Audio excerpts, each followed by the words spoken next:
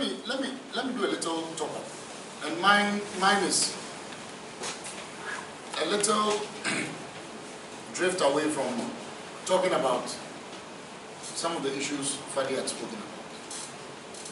This year's election, and for that matter, the election on Wednesday, is a referendum for the continuation of the same problems, or a referendum for the salvation of this country. This election is so critical to the survival of our country, such that persons who have even stayed away from the campaign can still not help it, but also comment on what they think should be the way the country should be. His Excellency the former President J.J. Rawlings, who has abandoned his own baby, just 2 days ago issued a statement calling on the Ghanaian people to go out in exercise of their right to cast their ballot and to vote for somebody or vote for the candidate they believe will best improve and develop our country. Why wouldn't former President Rawlings, who in 2008 urged the Ghanaian people to go out and vote and defend the ballot as if they were defending the lives of their mothers, why won't he today tell us to go back and go and vote for the NDC? Why has he stayed away from the campaign trail? Aside from former President Rawlings, there are key figures within our country who have also called for Ghanaians to exercise their right to cast a ballot. Yesterday, we all saw the readiness of at least the section of our population who we know are calm, collected. They don't show their political willingness to be part of any political exercise. They want to remain in the middle. The security agencies determined to cast a vote on Wednesday or before Wednesday. So determined that when they got to the police stations, their names were not on the register. It became an issue, and some threatened to make sure that they vote before they go to their duty post on the 7th. That should tell you where we've gotten to as a country. As a former youth organizer of the PNC, my silence has been for long. Quietly watching my party to see whether we are poised to liberate this country from the abyss in which we find ourselves. But amazingly, my party ended up filing 65 parliamentary candidates and got disqualified. We had to write an object to even qualify. We had to write an object to qualify to be considered to contest for presidency of this country. It certainly doesn't show a high level of seriousness when it comes to taking a decision for this country. No serious-minded Ghanaian would waste his time voting for the PNC, because even if 65 members of parliament are elected, you still don't form the majority in parliament to govern this country peacefully. I'm adding my voice, and I will continue to add my voice. And I know my critics would say, as usual, well, you are pro-NPP. You are pro-NPP. It's about your in-law.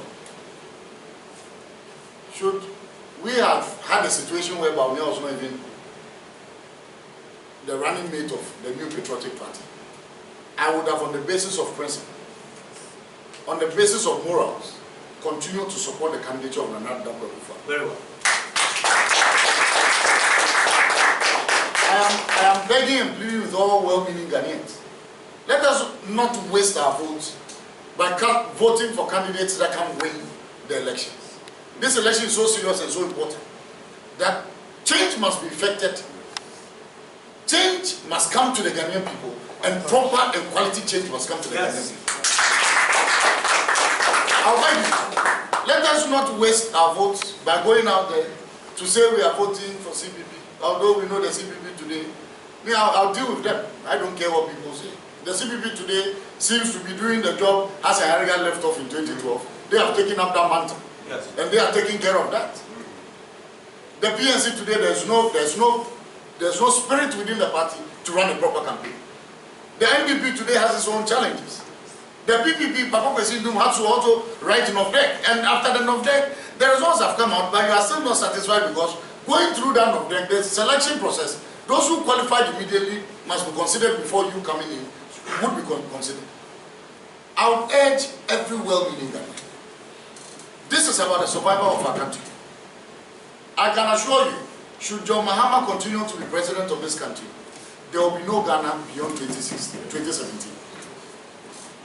As it stands now, each and every one of us sitting here, we owe not less than 2,000 Ghana cedis in debt. If the entire debt stock of this country more than 4,000 is distributed, I'm saying nothing below 2,000. So I'm taking into consideration the growth rate of our country, taking into consideration those who are pregnant and yet to deliver. We can't run a country, or we can't have a country when we have such bad managers of the economy. The best bet for the Ghanaian people is to support Nana Addo and the New Patriotic Party. And I've said, I would want the Ghanaian people who would listen to me and would cast a ballot based on the fact that Ramadan has recommended that I will still be your voice. Should Nana Addo be president and his government decides to go the same route, I will still be your voice to condemn them and call for another change. So on this note, today I want you to go back and report that officially, Abu Ramadan, my full endorsement for the candidature of Nana Addo and the New Patriotic Party parliamentary candidates all over the country. And I want my critics to start asking the question that, oh, by you, we know you are there already. 2012 you declared for him, yes. 2012 I declared. He didn't win. The things we told the Ghanaian people would happen is happening now and has happened. Sadly today, His Excellency is in Ho as we talk now. Purportedly, commissioning, he's commissioning, right? He's commissioning the whole airport, the Volta Regional Airport. And you know one amazing thing? He went there in a helicopter. You finish an airport, you are commissioned. Land with the plane so that we know that the tarmac is good. Land with the plane so that we know that the tarmac is good.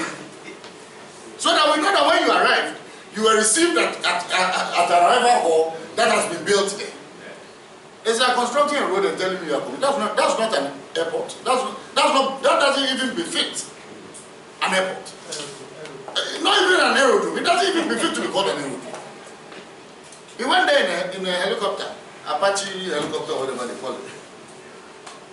I'll beg the Ghanaian people, Nana Addo, it will be a curse upon us. Yes. The future generations of this country will curse us if we fail to make this man president to put this country back on its feet.